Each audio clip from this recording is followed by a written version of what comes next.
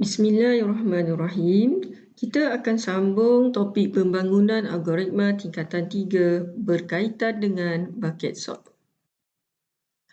Seperti mana yang kita telah lihat dalam video sebelum ini, cikgu dah tunjukkan satu senarai yang mempunyai item 9, 26, 24, 17, 4 dan 22.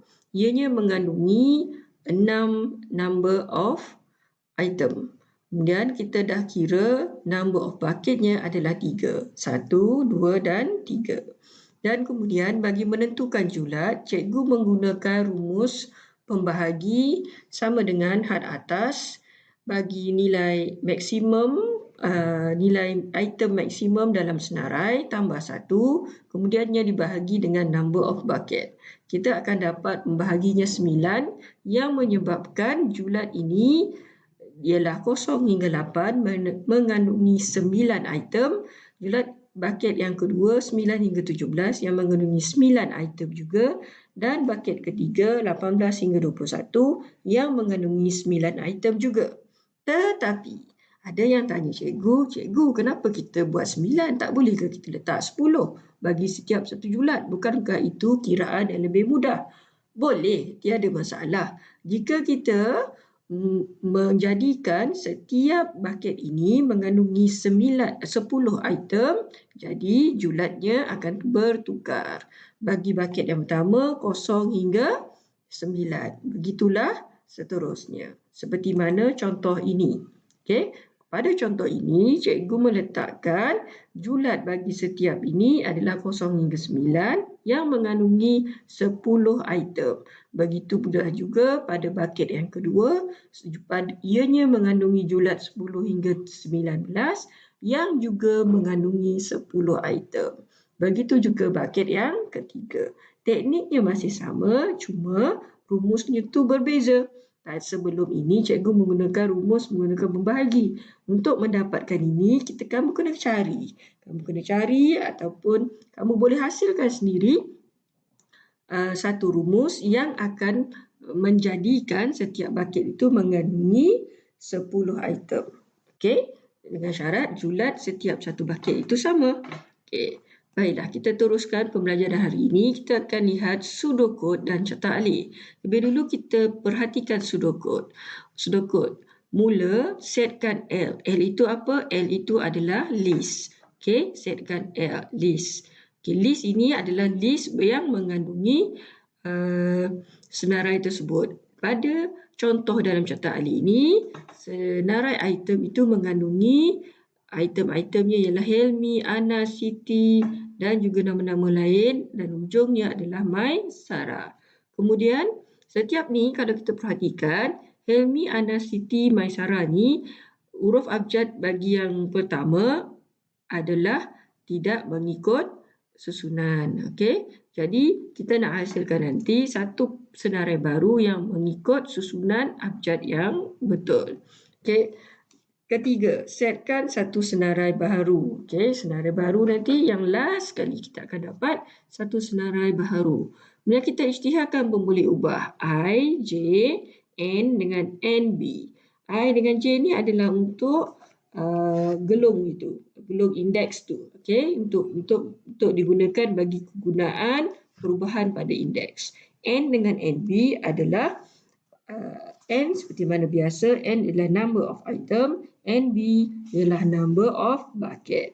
Okay, kemudian kita akan setkan N. N ialah number of item, bilangan item dalam senarai. Setkan NB. NB adalah number of bucket, iaitu bilangan baldi. Kemudian kita akan wujudkan baldi yang kosong. Okey, kita akan wujudkan baldi yang kosong. Kemudian kita setkan I sama dengan kosong. Kemudian kita akan masuk gelung yang pertama, iaitu selagi mana I itu kurang daripada N. Kita akan masukkan senarai itu ke dalam baldi. Kemudian I itu akan bertambah. Okey. Kemudian setkan J sama dengan kosong. Selagi mana J pula kurang daripada number of bucket, dan jika baldi J itu kosong, jika baldi J itu kosong, cikgu tercicir satu kat sini. Jika baldi J itu kosong, kamu boleh rujuk buku teks ya, muka surat 87. Jika baldi J itu kosong, sepatutnya dekat sini ada kira J sama dengan J plus 1. Okey, sila tambah kat sini. Jika tidak, isi item kira J plus 1. Sini dengan sini dia akan sama. J plus 1, J plus 1. Kenapa? Sebab dia perlu untuk menambahkan indeks itu supaya gelung ini boleh berulang-ulang. Okey. Kemudian kita akan pergi 13, cantum dan masukkan item-item ke dalam senarai baru. Dan kita papar senarai baru dan tamat. Bagi setiap satu ni, kalau kita perhatikan carta alih ni, apabila penggunaan setkan, isytiharkan, wujudkan, itu adalah semua penggunaan proses. Penggunaan kata kerja yang menunjukkan ianya adalah proses. Jadi setiap itulah di carta alih ini penggunaan simbol yang kita gunakan adalah simbol proses. Setkan, isytihar, setkan. Setkan ini kamu boleh asingkan seperti mana kita buat yang atas ni ataupun kita sekalikan pun tidak mengapa. Kemudian wujudkan baldi kosong. Kemudian yang keempat ni di dalam buku teks cikgu bila kita nak masukkan item ke dalam baldi, cikgu buang dekat situ. Nanti cikgu bagi tahu kenapa cikgu hapuskan yang ini. Kita akan tengok pada kod atau cara yang cikgu sediakan. Kemudian setkan I sama dengan kosong, I kurang daripada N. Ini adalah untuk bahagian gelung ini yang warna merah ni. So ini adalah satu gelung. Yang warna merah ni adalah untuk satu gelung. Untuk satu gelung. Kemudian setkan J, ini yang warna biru ni adalah untuk satu gelung lagi. Ini adalah untuk tengok sama ada baldi tu kosong atau tidak. Dia akan masukkan setiap satu senarai itu mengikut julatnya. Mengikut julatnya yang tertentu. Kemudian dah habis tu kita akan cantum. Right. Cantum dan masukkan dalam senarai baru. Akhir sekali adalah papar. Mari kita lihat untuk lebih lanjut. Kita fahamkan dengan sudoku kod ini berdasarkan kepada atur cara yang cikgu sediakan. Atur cara ni hanya contoh saja. Mungkin kamu boleh buat atur cara lain yang lebih baik daripada ini. Baiklah. Cikgu mulakan dengan setkan L. Mula setkan L. So L cikgu adalah contoh yang tadi. 9, 26, 24, 17, 4 dan 22. Kemudian kita akan setkan senarai baru. So macam mana nak setkan senarai baru? Kita letakkan saja kosong dalam square bracket ni. Ini maksud dia senarai baru. Tapi setiap satu senarai ni kita perlu tentukan dia punya indeks dia. Jadi indeks dia kita akan buat I in range of 6. Kenapa 6? Cuba kita bilang ini, kita ada berapa? 1, 2, 3, 4, 5, 6. Sebab itulah 6 kat sini. Kenapa 6 cikgu bukan 7?